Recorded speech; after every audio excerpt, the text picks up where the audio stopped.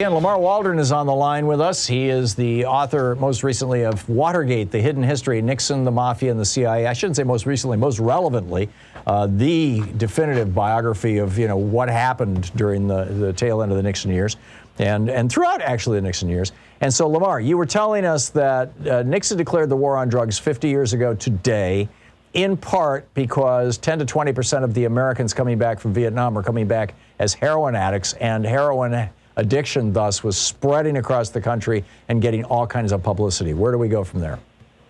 And that's exactly right. Two important points to note, though. One is, in Nixon's first year in office, after he stole the 1968 election, many people would say by committing treason, he had the military crack down on marijuana use in Vietnam. So there was a bizarre situation where, in many cases, it was easier for a soldier over there to get heroin to help him relax than it was to get marijuana, which is just ridiculous, that they cracked down on marijuana like that. The other thing being, the reason it was so easy to get heroin over there was because it was being sold through the government-funded service clubs where the soldiers would go for their R&R, their rest and recreation. Not officially. Well, that was another scandal that started raising up, and it was called the service club scandal. Now, it wasn't officially like, give me a Coke and some smack. It wasn't like that, but it was so incredibly widespread that became its own scandal. So you might wonder why or how, would heroin be sold so readily in service clubs throughout Vietnam and the adjacent countries like Thailand and stuff? Well, the guy who handled getting the heroin into those service clubs worked for the number one godfather that Richard Nixon had a relationship with at that time, a guy by the name of Santo Trafficante. Oh, my God, the guy who ordered the hit on John Kennedy. Well, who admitted he ordered the hit on John Kennedy, and whose father created what your older listeners, like you and I, will remember, something called the French Connection. And the French Connection was how the heroin was trafficked from the Middle East and then through France and Marseille and then into the United States, sometimes smuggled on cars and stuff like that. Yeah. And so Trafficante had been a big supporter of Richard Nixon since the 1960 election, when Trafficante and his heroin partner in Louisiana, Texas, and Mississippi, named Carlos Marcello, they gave Nixon in the 60 campaign $1 million bribe, basically, to keep Hoffa out of prison, to help Nixon get elected, because Nixon was like the Mafia's guy. The Mafia had free reign in the United States and Cuba in the 50s. The Kennedys... When Nixon was vice president. Right, when Nixon was vice president. Eisenhower, who wasn't in the greatest health for a lot of, especially the latter part of his term, was the president. And it was only Senator John F. Kennedy and his brother Robert Kennedy, who helped to spearhead these Senate hearings, that got any attention all on the Mafia and on particular people like Santo Trafficante, Carlos Marcello, and Jimmy Hoffa in the late 50s. That's how JFK became a presidential candidate. So Trafficante had a long tie-in with Nixon. Part of that deal in '60 involved the CIA Mafia plots to assassinate Fidel Castro right before the election. So it's like a package deal. So Nixon had been working with Trafficante then. At the very time he's declaring war on drugs, two things Nixon is up to. One, he's negotiating another $1 million bribe from Santo Trafficante and Carlos Marcello. This was all confirmed by Time magazine several years after the events. And that would be to release Jimmy Hoffa from prison, but not let him resume control of the Teamsters, because Hoffa was a powerful figure, right? Right. And Trafficante and Marcello and the other mobsters, they liked the guy that Frank Fitzsimmons, who was like a pushover compared to Jimmy Hoffa. So they didn't want Hoffa which is why they vanished him. The Teamsters. So there was $1 million bribe being negotiated, and here's the worst part of all. I mean, this just puts Nixon up in the pantheon and may make him worse than Trump. Only history will tell. Alexander Haig became Nixon's last chief of staff, General Alexander Haig, later Secretary of State, if you recall, under Ronald Reagan. Alexander Haig, was a conservative guy, right? He was a career military guy. He discovered that Richard Nixon was getting regular, pretty much monthly briefcases full of cash from Southeast Asia that were originating with the people working with Trafficante, trafficking the heroin through the service clubs. So Nixon was literally, and Haig didn't want to believe that. So he went to what I believe, and your veteran listeners will know this better than I think it was called back then something like the Criminal Investigative Service or something like that with the Army. It was their NCIS, basically. Right. And Alexander Haig, who was Nixon's last chief of staff, but he was also still a general, he was able to get someone assigned to him to basically follow the guy who was bringing these monthly briefcases full of cash to Nixon, to follow that guy back and then follow him back to the U.S. And so he literally, Alexander Haig, was able to confirm this. Now, the problem for your listeners is that most of them have never heard this. So why haven't they heard it? Well, it was literally front-page news in a lot of major American newspapers 2 years and 4 months after Nixon's resignation. And people who didn't live through it, like you and I did, people were so tired of Nixon and Watergate, just like people are tired of Trump in many ways. After all that stuff, they just wanted to move on. So amazing. So Lamar, can you stick around? Story. Sure. We have a 6-minute break here at the bottom of the hour. I want to talk to you for another 10 or 15 minutes, and then I'll get back to it, and then goes Friday here. So Lamar Waldron is with us. If you want to get the real story, get his book, Watergate, The Hidden History, Nixon, the Mafia, and the CIA. Watergate, The Hidden History, which is a really serious book. I'm holding it in my hand. It's like a large brick. And so, Lamar, so we've got Richard Nixon involved with Trafficante and Marcello, who were running heroin into Vietnam and addicting 10 to 20% of our U.S. returning service members in 1971. And then Trafficante and Marcello sending literally suitcases full of money every month to the White House, to Richard Nixon, to keep this thing going. And Al Haig, Nixon's chief of staff, the general, finding out about it and freaking out. What next?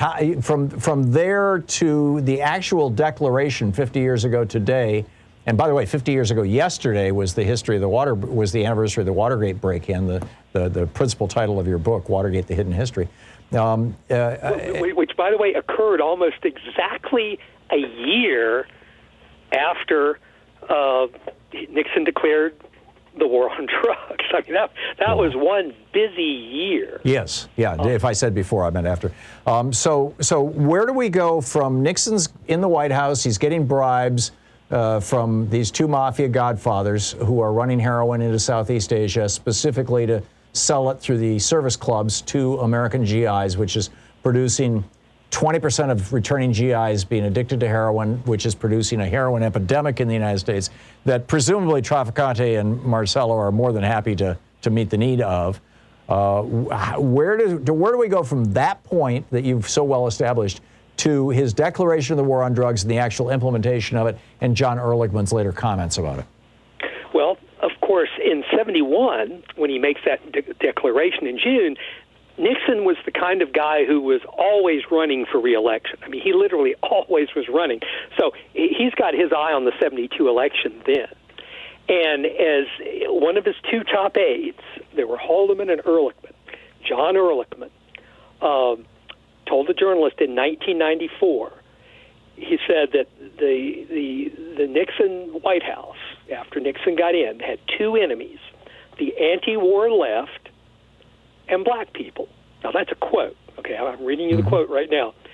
And he told this journalist in 1994, you understand what I'm saying? We knew we couldn't make it illegal to be either against the war or blacks, but by getting the public to associate the hippies with marijuana and blacks with heroin, then criminalizing both heavily, we could disrupt those communities, close quote, because they weren't going to vote for Nixon anyway. Right. So that incredible amount of racism, because, of course, Nixon was able to steal the 68 election. He got it close enough so his treason worked by using racism, using what was called then and is called now the Southern strategy, which is now the de facto way that Republicans gin up votes. It's basically racism. all the GOP has anymore. Well, that's exactly right. I mean, we saw this yesterday with Roy Blunt when he came out and said, it's not the Joe Manchin compromise anymore. It's the Stacey Abrams, let's put a black woman in front of, it's come on, racist much, Senator Blunt? Anyhow, back to you, Lamar. Sorry. But again, remember, it worked for Nixon in 68, and Nixon, even though the 72 election was more than 4 months after the Watergate arrests that were front page news in every major daily newspaper in the country, right? So it wasn't like people didn't know that Watergate happened. People knew it happened. They knew people involved with the White House were arrested for it. I mean, it was just pretty clear who benefited, and yet Nixon won the 72 election in a massive landslide. Right. So Republicans are using the same tricks that Nixon used in the 72 election and the 68 election, but he got 68 close enough to steal, and he won 72 overwhelming. So your listeners should kind of keep that in mind. But I have to say, it actually gets worse. So he's using racism and this war on drugs basically as a political tool to help him get reelected, in addition to the plumbers who were one of several groups he had that were doing all sorts of felonies and break-ins, and I mean, it was just a massive criminal enterprise, the whole Nixon administration, which is why 60 people were indicted or convicted or pled guilty, and two of his attorneys general would be convicted. One would go to prison. So but it actually gets worse than all this. Okay, it actually gets worse. So let's zip through Watergate and get right up to Nixon is being pressured to resign. I think there's a very good case to be made that Al Haig's knowledge of the secret monthly bribes from the heroin trafficking to our servicemen and women in Southeast Asia, I think that Al Haig was able to use that, and I outlined the circumstantial case, to get Nixon to resign and to forge that deal for a pardon. Because Nixon knew he needed that pardon. I think the deal was cut for the pardon even before, and there was circumstantial evidence to back it up. So, and get this, Nixon was, when he was debating whether or not to resign, he hadn't decided yet in July of 74. And so when he was debating whether or not to resign, and resisting it, by the way, he was looking at spending millions of dollars of taxpayers' money to refurbish a big Florida mansion to serve as a better winter White House for him, and that big Florida mansion was called Mar-a-Lago. Oh, my God. So, I mean, the parallels to Trump are just ridiculous. But well, Roger Stone was in tight with Nixon at that point in time, as was Roy Cohn, and those two guys have been with Trump for throughout his political career. Well, Roy Cohn is dead, but Roy Cohn was his lawyer back in the day. Nixon was the first person to predict that Donald Trump would be president one day, because Roger Stone introduced Nixon to Donald Trump. I think it was around 1980.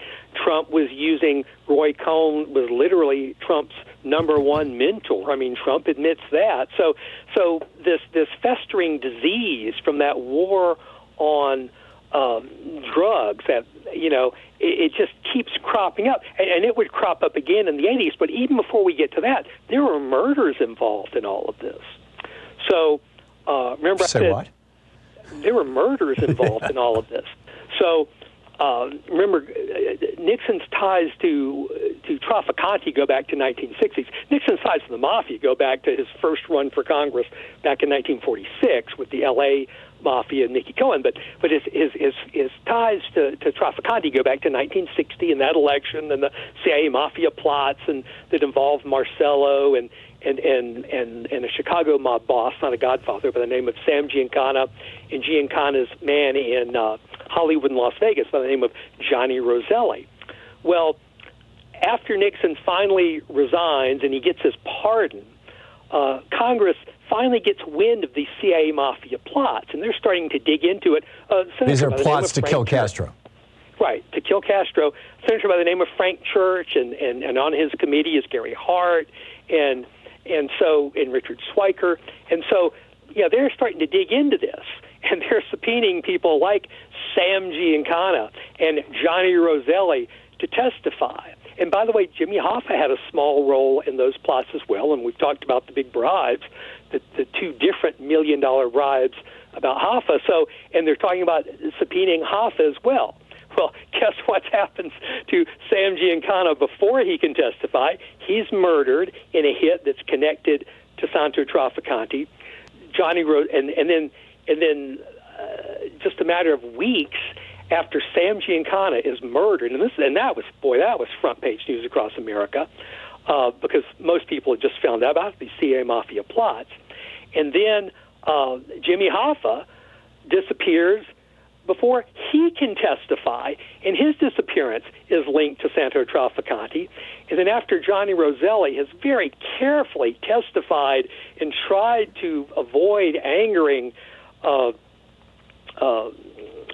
Santo Trafficante and Marcello, but eventually he just keeps getting dragged back before that committee for secret testimony. But it's known. It's in executive session, the same way that Trump's White House attorney Don McGahn, yeah. Yeah, the way he just testified. So he testified, just it wasn't on TV. And so Johnny Roselli, he vanishes right after a meeting, just within days of his last meeting with Santo Trafficante, and then his body, this Senate witness, I think he's one of the first Senate witnesses ever murdered, is found, floating, dismembered and floating in a 55-gallon oil drum. And so that even has an effect. Now, that does have an effect on Richard Nixon. So a year after Nixon had resigned and flown off in his helicopter and stuff like that, Nixon finally reemerges from seclusion in a very public way at a golf tournament in Southern California, where Nixon is playing golf with the two top suspects in Jimmy Hoffa's disappearance, and this is just within a couple of months after Hoffa was murdered. So, did Nixon love the money he was getting from Trafficante for all the heroin and all the drugs? Sure, but he knew what Trafficante was capable of. I don't think he knew details, but I think he knew that. So Nixon Marcello thought his life was at risk if he squealed, basically? Exactly. So you make nice by playing golf with these two close associates of Santo Trafficante in public at this golf course. And I tell you, when you read like the New York Times article about that golf tournament, or Stephen Ambrose wrote this mostly pretty good, except he left out a lot of the Mafia, 3-volume biography of Nixon. When you read the Times or the Ambrose 3-volume biography of Nixon, it just like comes out of the blue. It's like and it didn't really penetrate the national consciousness because it was just so bizarre. Right. Why would Nixon? But you're exactly right. He didn't want to get killed. He wanted to show he was going to keep his mouth shut and play nice, and he did. So Nixon had a guy. Nixon's best friend was a Mafia associate named Bibi Rebozo, who had a little private bank down in Miami that basically only serviced Mafia-type people, and they did business with Switzerland. So while Nixon was president, all this illicit money was held and laundered by the mob associate, best friend of Nixon, Bibi Rebozo. And then after Nixon is no longer president and he's kind of away from that spotlight, a guy that you and I know, a good investigative journalist in many ways by the name of Anthony Summers, was able to document that Nixon started making annual trips to Switzerland to go check on his money at this Swiss bank. Keep going. Well, so by the end of the 70s, Nixon's in great shape. He's living in that incredible spread overlooking the Pacific Ocean. You know, he's got his money that his best friend had kept for him. He stayed out of jail. He's seen a new Republican president get elected, and vice president, and Reagan. and Bush, and so he's looking pretty good. But I think it's really important to note a lot of your listeners, I hope, are aware of something called the cocaine-Contra scandal, part of the Iran-Contra scandal of the 1980s. Mm-hmm. And that was where the death squads that Reagan and Bush were backing down in Nicaragua and Central America and El Salvador were basically raising money and making money on the side by smuggling drugs. And so in many ways, what Nixon did in the early 70s with his drug deals with Trafficante, I think really laid the groundwork for what happened with the CIA-sanctioned drug dealing in the mid-'80s, because a lot of the Cuban exiles who were involved in those activities had literally worked for Nixon and his campaign and his dirty tricks operation. Right, and let's be very clear: the Nixon Mafia CIA plots to assassinate Castro had one main purpose, which was to reinstall the Mafia back in charge of the island of Cuba. Exactly right. Well, to make Nixon president, because we'd have U.S. troops fighting in Cuba, and who's going to vote for that young, inexperienced JFK? Right. When you had this 8-year vice president, and you're exactly right. It would put the Mafia back in charge with their specifically Trafficante. Right, and he was the biggest casino owner in Cuba once they ran out Meyer Lansky. But many of the Cuban exiles involved, and some of the CIA agents involved in the Iran-Contra affair and the cocaine smuggling aspects of it, trace all the way back to the CIA Mafia plots, and also were involved with Nixon's dirty tricks, and I hate to call them dirty tricks teams, during the Watergate era, his political felonies teams. Right. And so, when these things don't get exposed enough, and dragged out into the sunlight, these things just keep coming up and coming up. So Nixon and everything he did with his phony war on drugs laid that groundwork for the cocaine-Contra stuff with Reagan and Bush in the 80s and into the early 90s. And then, you can draw that path right to Donald Trump, who used all of the techniques that Roger Stone and Roy Cohn learned from Nixon, the thing that you and I have talked about in past shows called FIBS, fear, ignorance, bigotry, and smear. That's how Nixon got elected.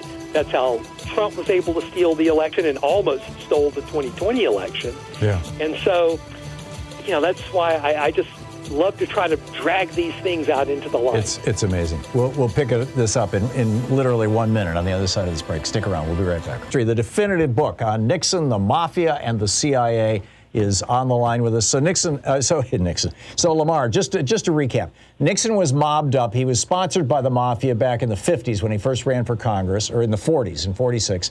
Right. The Mafia was with him throughout his time as vice president. The Mafia was helping him in the 1960 election against John Kennedy to try to assassinate Castro, because he was getting whacked by Kennedy for letting Cuba go communist. The Mafia, Trafficante and Marcello specifically, were importing heroin into Vietnam and giving cash, literally monthly suitcases full of cash, to Richard Nixon in the White House. And Nixon Nixon, is using the Southern strategy, racism and all this stuff. How does this relate to today, to the Donald Trump strategy? It seems like a lot of these same people who were involved in trying to execute Castro in the 1960s for Nixon's election, and then later became part of George Herbert Walker Bush and Ronald Reagan's Iran-Contra scandals, are now popping up around Donald Trump. I mean, what's going on here? What's the connection between these things? We have about 2 minutes. Well, and remember, there were literally people who were involved in or accused of being involved with Iran-Contra. I mean, Elliot Abrams and others who Trump was dragging these people back into government after, decent people had said they shouldn't be involved in government anymore. And again, it does boil down to that strategy: fear, ignorance, bigotry, and smear that started out in the late 40s. I mean, that's what Nixon used. That's what Joe McCarthy used. By the way, Joe McCarthy, there was another big heroin kind of surge in the mid-50s, thanks to Nixon, and the Mafia there. Joe McCarthy, by the way, was a morphine addict, according to the head of the Bureau of Narcotics at the time. So again, just the incredible ironies there. And I can tell you one other bit of news that I haven't said anywhere else. F. Lee Bailey recently died, the famous We attorney. had dinner with him a couple of years ago, Louise and I. Her father knew him. Her father prosecuted his client, and they became friends. Interesting. So F. Lee Bailey was making F. Lee Bailey represented one of the Watergate burglars, James McCord. F. Lee Bailey was making regular payphone calls to Santo Trafficante, oh my God, reporting on the progress of the Watergate trials. But F. Lee Bailey was also on retainer by the CIA. So in other words, it's those CIA Mafia plots